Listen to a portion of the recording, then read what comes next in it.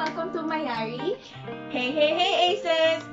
So, today, So for today's episode, we're having a collaboration between MAYARI and Nightwatch. Yay! So for the first part of our video podcast, we're gonna be doing our skincare. We will be sharing our skincare routine, and later on, we are going to talk about a famous true crime story in the Philippines while we do our makeup after the skincare. yes. So this is gonna be like a get ready with us, but we have stories to share. So Yep. let's start. Okay, so actually before starting to film this, we already washed our face. So it's a clean canvas, guys. Blank. Okay, what's the first part of your skincare routine? The first thing that I do after I wash my face is I use my toner. So, since we arrived here in Indonesia, we actually tried to explore skincare products made in Indonesia. So, maybe if you're going to go through with this video, you're going to see us Using Indonesian products, local products, because we also wanted to try. So, make sure your hands are clean. Yes. So actually, for me, it depends if it's time to use my exfoliator. My exfoliator is from CosRX. It's a BHA. Yeah. But I don't use this every day because it's not recommended to exfoliate your face every day. So for everyday use, this is my first step. This is the CosRX Snail Mist Power. It's an essence. So I just use my hands. Me, I use Azarine toner, daily beginner toner. Yeah. I put 2 pumps. So when did you start doing your skincare? And I was like 13? Yeah. 12? same. Yeah, 12 or something like that, 13? yeah. Because for me, I really had bad skin when I was younger. And actually, I got bullied for it. And that's why, I had to step up, I had to go to the dermatologist and all that. Guys, it's when you're on that age, it's normal. It's puberty, so don't bully anyone. Yeah, I don't get why people do that actually. Because It's normal. it's out of my control, Yeah, and we also don't want it. We also don't want acne, so stop pointing it out. We already know it's there. Exactly, you don't have to point it out. Yeah. Next. Next, for me, I use serum next. The one that I usually use in the Philippines is this one from Beauty of Johnson. It's the Glow Serum. It has propolis and niacinamide. But since I ran out of this serum, I bought the Originote Gluta-Bright B3 Serum. It also has niacinamide, but it also has glutathione and citrus bed. So I got really curious. Me, it's time for moisturizer. When we met the exchange students from Indonesia, we asked them what are the good local products for skincare in Indonesia, and they recommended Azarine. So when we saw it at the mall, we purchased it Immediately. And next, I use moisturizer. This is also from Originote. Before, it was, I just use Vaseline for my lips. But now, since I purchased a lip mask from Emina, I use this instead. And I think it works better. For me, my skincare for the face is not yet done. So, aside from this exfoliator, I also use retinol. Oh! But I don't use it every day, of course. And I don't use this together because both are active. You should, if you're trying to look into retinol, I think you should do research first. Yep. But they recommend this for beginners. Okay, so after moisturizer, I put the lip mask, this one, but I only use this at night. I also use this in the morning, but since I purchased this lip serum, it's what I use in the morning. It's very moisturizing to the lips, and I really love the tint. That one is actually I just bought that recently, and it's actually so good. I recommend. Yeah, we recommend. Yeah, and it's from Emina. Yeah, and it's glossy as well. So so our next product is sunscreen. Sunscreen must. It's a must. You know, guys, your skincare is useless if you don't protect your skin from the UV rays. And they said to put 2 fingers. 2 fingers.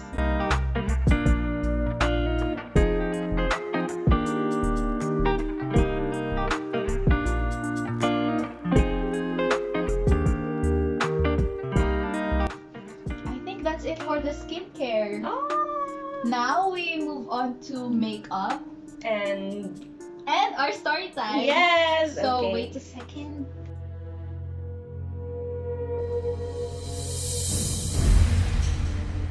Hi guys. We're back.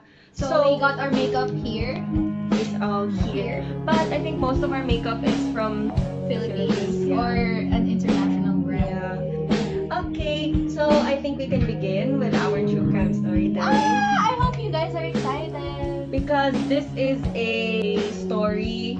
This is a true story, guys. I think this will also test your patience. Actually, yes. And this story actually says a lot about our justice system in the Philippines. Because to be honest, this was dated back in the 90s, and pretty much it hasn't changed since Yeah. today. Yeah.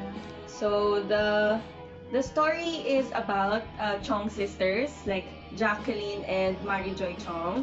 So basically, this was dated back in July 16, 1997. And during that time, So there were two sisters who went missing, Mary Joy Chiong and Jacqueline Chiong. And they went missing on July 16, 1997.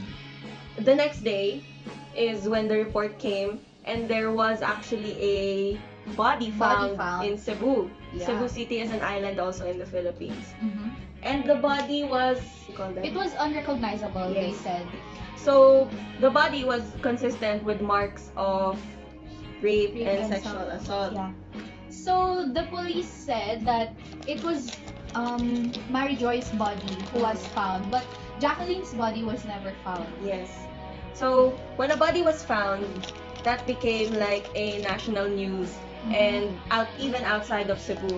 Yeah. And like I think it was all over the Philippines. Yeah, all over. And it was so big that the police were actually being pressured to look for the suspects for the crime, because it has been a national phenomena that like Jackie, come home, please look for the suspects, the one who give justice to that Chong family, something like that. Okay, we won't be getting into details since we only have limited time. So after a while, the police actually captured 7 suspects, and everyone was so happy and relieved. And one of those is Paco Laraniaga. Full name, Francisco Paco Laraniaga. So Paco Laraniaga is from Manila, but he was arrested in school. He said that there were scary guys at school and they were interrogating him. So the family of Laraniaga asked, what is it about? Like, why is my brother or why is my son getting interrogated? And they said that it was because of a case in Cebu. So they asked, when did this happen? And they said July 16.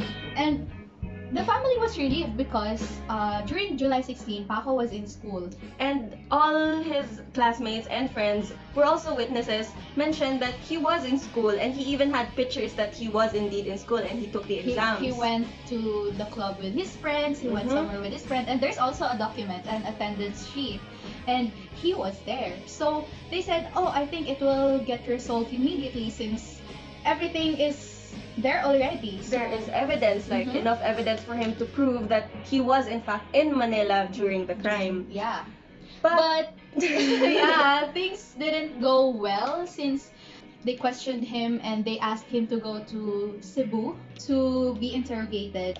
Yeah, actually the family actually wanted to face it because they were confident that he was gonna get let go. Yeah. So they really went to Cebu with Paco to clear the name. So when they went to Cebu, Paco, 6 other suspects, that makes them 7, were actually detained during that time. And the family of Laraniaga, they talked to the judge that detained them, that Paco was illegally arrested since they didn't have any warrant during that time. So basically, Paco got arrested and also the 6 other suspects. But you know, the thing is, they don't really know each other. They don't. The 7 of them, they don't really know each other. I mean, I think Paco only knows 1 or 2 of them. Yeah. So after the suspects were arrested, of course, everyone was so happy. So it was national news again. Everyone was rejoicing. And then the police that arrested and looked for the suspects were actually given medals during that time. Yeah, actually, most of the prosecutors, judges, and police that were involved in this case got promoted because the mother of the sisters, who was Thelma Chong, she actually has many connections. So this case was too big. Not only was it big because of the ongoing crimes that are happening in the Philippines, but also because of the Chong identity, which is they are big with regards to their connections in politics. They Yep. even had connections with the president. with the Philippine The president. president during that time. So basically, it was like the 7 of them and their families against the public, against the president, Mhm. against everyone because they really think that they were the suspects.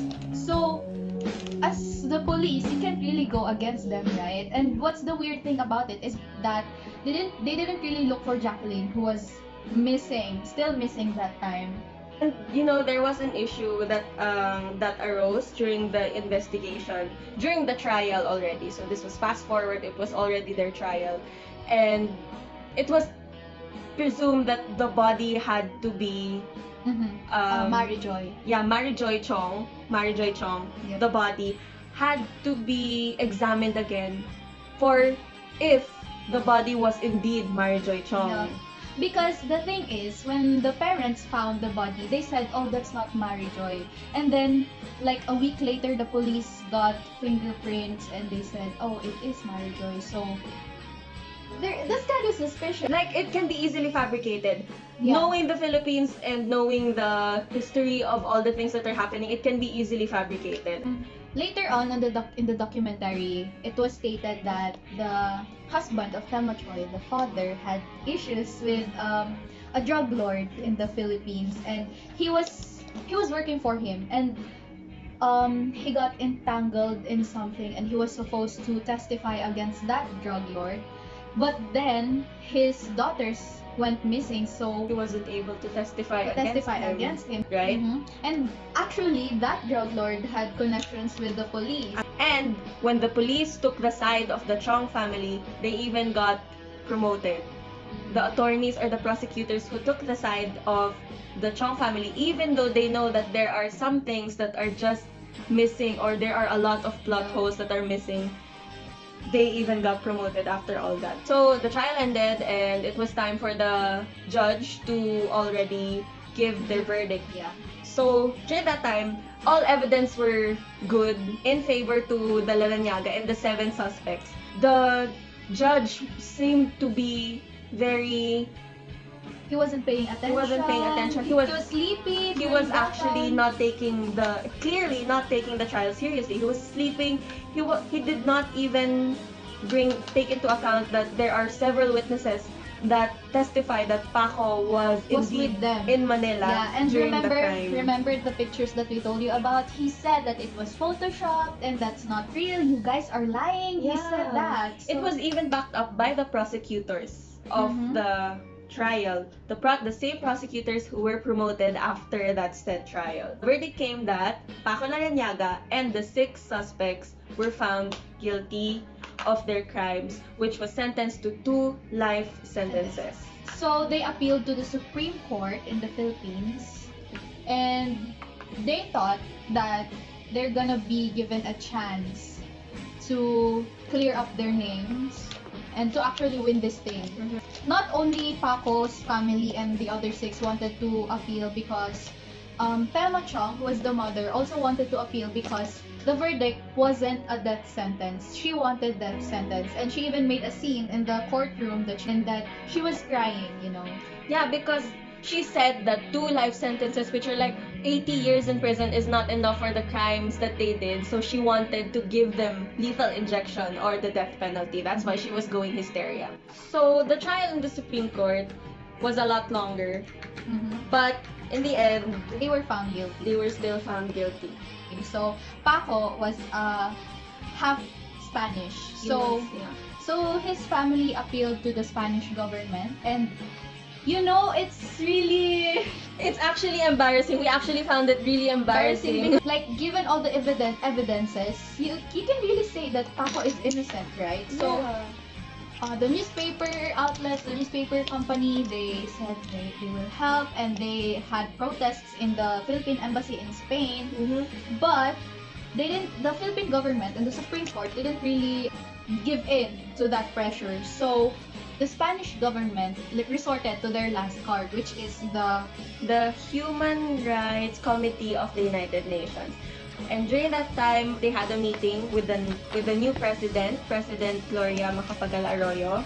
The best thing that she was able to do was to remove death penalty. to remove the death penalty from our constitution.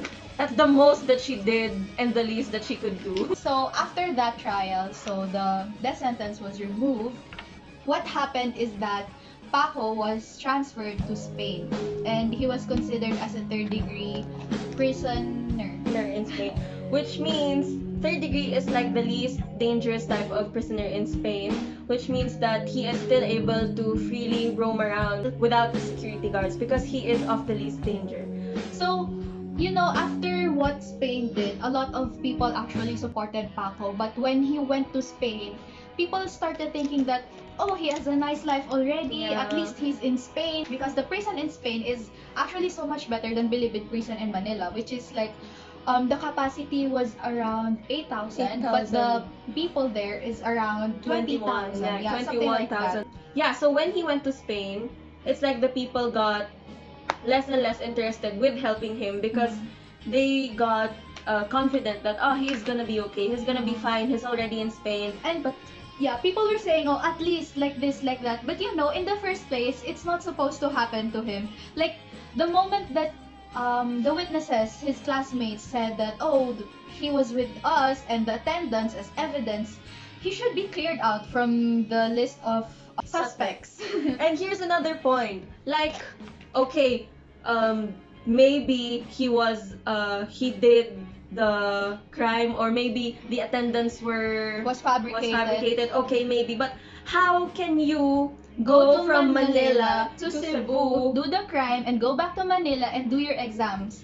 Because Manila is on another island, and It's Cebu far. is down south. Yeah. So it's not possible, and he didn't have any records in the airport. Yeah, So how was exactly. that possible? And during the in the documentary, when they interviewed the people who were involved in that case, especially that police officer Labra, he was asked what were the evidence. Why? Because he suddenly arrested. without a warrant. Yeah. So what was the reason? He said that there were evidences like this, like that, and what was the evidence? And he said, I don't remember. He keeps saying, I don't remember, I don't know, maybe So talk to me next time. He keeps saying and that. the interviewer said, of course, that, oh, we cannot continue with this interview if you cannot remember. And he was smiling. Yeah. And did you know, that same police officer got promoted after the trial? Of course. Doesn't that speak of something? So, now, Paco and the six are apart. So, Paco is in Spain, and the six are still in Bilibid prison, still serving their time. But the good thing is that Paco is in Spain, and he is I think he's quite happy with what's happening because he is pursuing his dream of becoming a chef, and he's an assistant chef in a restaurant. Because in Spain, if you're a third-degree prisoner, you can still go out and do and have a job, but You're you have to still- come back at night to your Yeah. cell. You're still given the right for employment. So I Yeah. think that's a good thing, but it's still very unfair Yeah. for him to be in that position in the first place. Mhm. And also to think that being in the prison, that's already a permanent stamp on your record. Mhm. So the trial actually lasted for like how many years? I think And more than 10 years. It was really a long time. And it says a lot in our government and our justice system that just because the public is angry doesn't mean that you have to feed them, You still have to pursue for the truth. Because what happened is that they get pressured because the public was angry. So it's still actually happening right now. Without proper evidence, Mhm. that they just arrest someone so that they can say that, my job is done, people Yeah. can love me already, something And like that. it's usually based on like, it's usually like this, so maybe this is what happened. That's their logic when it's More not on supposed to be. assumptions. Mhm. They just keep making assumptions. So What can you say about our justice system, our government? For me, this is a very popular, popular case. And it's sad because it's not the only case. It happens multiple times. And just think about the things that are not known to the public. If this is known to the public and it has a lot of, there are also a lot of other cases like these known to the public, what more are the cases that are not known to the public? Like, think about the regular that. people, the ones who got into prison just because they were accused of something. Because the rich can actually do a lot. Just because you have a lot of money, of course, and like you're able to get away with things and you're able to do things with your connections, with your resources, something like that. It's actually very sad, and it makes me wanna do something about it, you know. And there's actually a lot of images circulating online that private Facebook posts by Thelma Chong, the mother or the matriarch of the family, of the Chong family.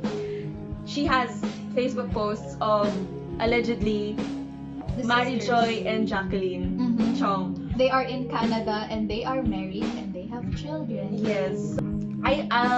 For me, I'm not so sure if that's true, but I believe that there is something wrong with the Chong family or the identity Because of the Chong. As you know, if you're the mother, you're not gonna focus on what's that? Bringing Imprisoning justice. imprisoning the suspects. Yeah. Because the police can do that, the judge can do that. Your focus is to find the other sister, the other Find daughter. your daughter. Yeah.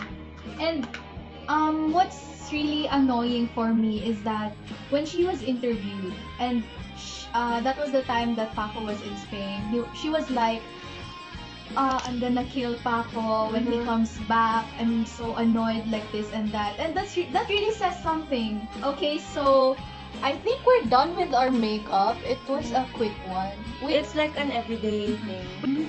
So let us know what you think about the Chong family yeah, murder. and we still recommend that you guys watch the documentary. It's called Give Give Up Up Tomorrow. Tomorrow. It's on YouTube. You can watch it. So I think that's it. Yeah. And I think we're done here. Here is our final look. Here is our final look. So guys, here's the thing. Don't just do makeup. Take care of your skin. Do your skincare because skincare is like hygiene, you know. Listen to her. She knows what she's talking about. I'm just here to tag along. Just kidding. Okay, so I think that's it. See you guys in our next episode. Bye, aces. Bye.